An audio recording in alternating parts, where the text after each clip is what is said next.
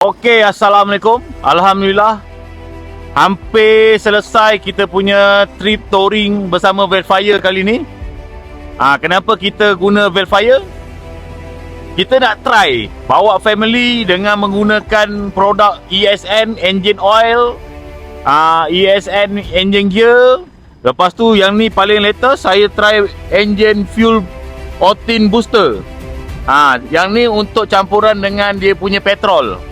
Sebab dekat sini RON 92 kita campur dengan octane booster, dia naik sampai 90 hingga 100 RON 100 macam itu. Kalau kita campurkan dengan RON 95, dia naik 100 lebih lagi power. Kalau sebelum ni kau ada tengok story, memang akan nampak lah saya testing benda ni dekat RON 95 dengan RON 92. Okey, benda ni memang terbukti.